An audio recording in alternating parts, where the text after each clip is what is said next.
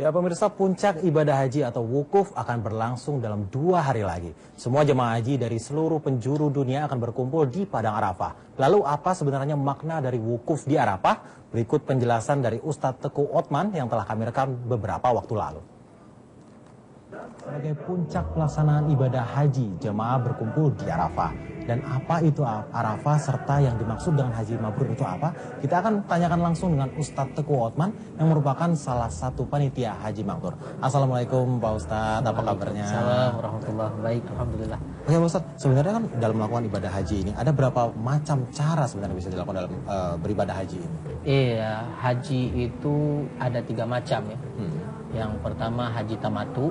Ya, haji tamatu itu adalah yang mendahulukan umroh. Ya, mengawali umroh baru haji.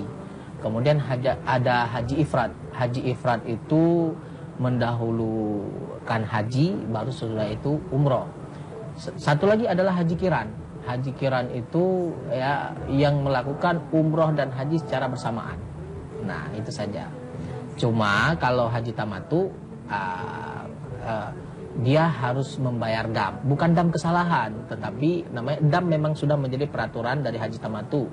Begitu juga dengan haji kiran, seperti itu. Dan lebih peraturan dan besarnya seperti apa? Sebesar apa sih Pak Ustadz sebenarnya? 1 kambing. 1 kambing yang harus mereka bayarkan bagi haji tamatu. Dan harus diberikan di sana. Di Mekah. Berarti ini bisa dibilang bahwa ini adalah untuk haji tamatu adalah untuk seluruh jemaah haji misalnya asal Indonesia yang berangkat terlebih dahulu ke sana Pak Ustadz. Yang mendahului umroh, pelaksanaannya umroh dulu baru haji. Baru haji. Ya. Oke. Nah kemudian sebenarnya kalau kita dalam berhaji ini kan sebenarnya kata dibilang puncaknya adalah di Arafah. Iya benar. Dan sebenarnya makna dari Arafah ini seperti apa sih Pak Ustadz? Arafah itu memiliki 3 makna ya. Yang pertama Adam Arafah Hawa, artinya Adam mengenal Hawa secara biologisnya, makanya itu ada kita-kita semua. Kemudian makna yang kedua adalah hamba mengenal sesama makhluk yang lainnya. Ya, di situ adalah pelajaran yang besar akan kekuasaan Allah Subhanahu wa taala. Kita bisa mengenal bermacam negara ada di situ. Ya, dari mata yang besar sampai mata yang sipit ya, dari rambut yang ikal keriting sampai yang lurus, kulit yang hitam ya, sampai kulit yang putih, semua ada. Dan Allah tidak melihat itu semua. Yang Allah lihat apa? Innallaha la yanzuru ila suwarikum wa amwalikum walakin yanzuru ila qulubikum wa a'malikum.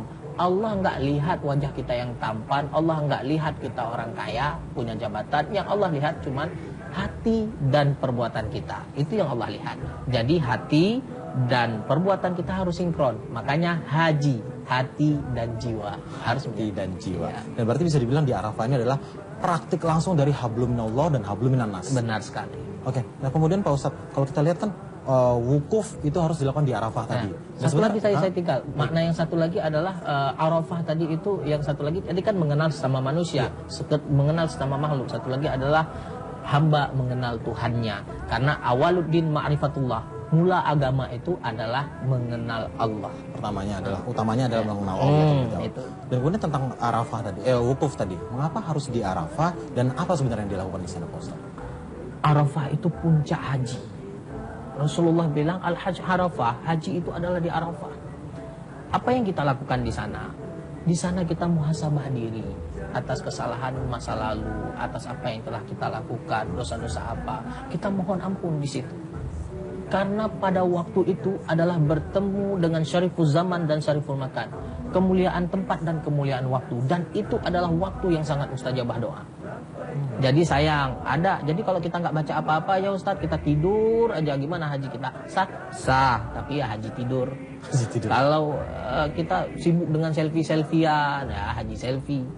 Alhamdulillah yang seharusnya dilakukan adalah meningkatkan kualitas iman kita di situ dengan cara berzikir, ya, mendengarkan tausiah, ngomong sesuatu yang baik.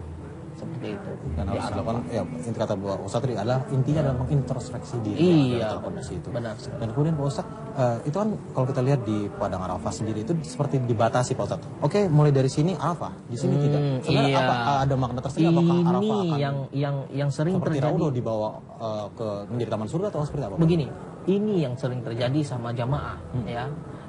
Ustadz, saya punya saudara di sana, di maktab sekian. Akhirnya pergi, dia tidak sadar bahwa dia sudah keluar dari jalur Arafah. Nah, ini yang paling penting kita tekankan pada jamaah, ya. Jangan deh, kalau mau lihat-lihat ada teman, ada saudara, jangan dulu. ya, kita tuntaskan dulu kewajiban kita selama berada di Arafah. Nah, itu paling penting. Dan Arafah ini adalah, di situ semua berkumpul manusia adalah ilustrasi dari sebuah kematian. Ya, kemudian kita menggunakan serba putih. Ya, begitulah ilustrasi di padang mahsyar nanti ketika kita dikumpulkan oleh Allah Subhanahu Wa Taala. Oke. Berarti kalau ini ada hubungannya dengan pakaian Pak Ustadz ya? Karena kan kalau menggunakan ihram pria tidak boleh dijahit. Kenapa tuh Pak Ustadz? Artinya begini, sebenarnya dua-dua menggunakan ihram, ya. Cuman ini lebih kepada laki-laki ya, karena memang aurat laki-laki antara lutut dan pusatnya. Betul. Maka hanya mengenakan dua helai kain tadi, kain ihram ini. Makna berjahit adalah berbentuk. Ketika pakaian ihram itu dijahit berbentuk seperti baju, ini tidak boleh karena sudah melambangkan duniawi. Oh, Ya. Kalau perempuan kenapa boleh dijahit? Karena memang aurat wanita adalah seluruh tubuhnya, kecuali muka dan telapak tangan. Benar sekali. Oke, berarti lebih mewakilkan yang kata Pak Ustadz tadi adalah ini ibaratnya adalah padang mahsyar. Gitu Pak Ustadz ya. Ilustrasi dari padang mahsyar. Nah, kemudian kalau tadi Pak Ustadz sempat bilang kalau yang tidur haji tidur, yang selfie haji selfie, yang foto haji foto. Begini. Beda. Kemudian ada juga kan orang yang mengenal adalah haji mabrur. Haji seperti mabrur, apa nih iya, Pak? benar. Perbedaan dan juga makna tersendiri. Iya. Haji mabrur. Kita tidak pernah tahu mabrur itu seperti apa. Begitu juga yang Allah berikan seperti kiamat. Siapa tahu kiamat kapan datangnya. Tetapi Allah memberikan tanda-tanda. Tanda-tanda kiamat, tanda-tanda kemabruran, begitu juga. Begitu juga dengan manusia, tanda-tanda kematian.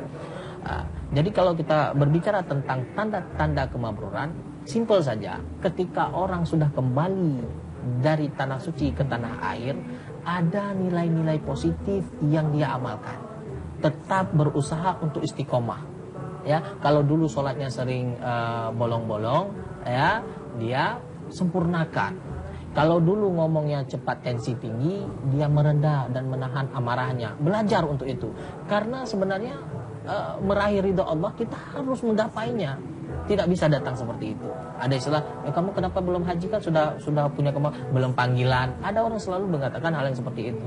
Ridho Allah itu kita cari, kita gapai, bukan kita tunggu. Berarti titel atau sering orang bilang titel haji mabrur itu didapatkan sebenarnya bukan dari ketika dia berhaji, tetapi pengaplikasiannya ketika pulang setelah haji. Benar sekali. Baik. Jadi wajar kalau orang haji, karena haji itu adalah kesempurnaan dari rukun Islam kita yang 5. Kalau mengucap 2 kalimat syahadat kita cuma mengucap doang, nggak butuh tenaga. Kalau sholat kita cuma butuh tenaga saja, tapi tidak butuh harta. Puasa kita untuk menahan diri dari segala hawa nafsu. Sedangkan zakat membutuhkan harta, tapi tidak membutuhkan tenaga. Di haji semuanya lengkap. Ada ucapan, ada membutuhkan tenaga, dan juga membutuhkan harta. Oke, baik. Terima kasih Pak Ustadz Iya. sudah hadir dalam perbincangan kita pagi hari ini. Alhamdulillah. Assalamualaikum warahmatullahi wabarakatuh. Waalaikumsalam warahmatullahi wabarakatuh.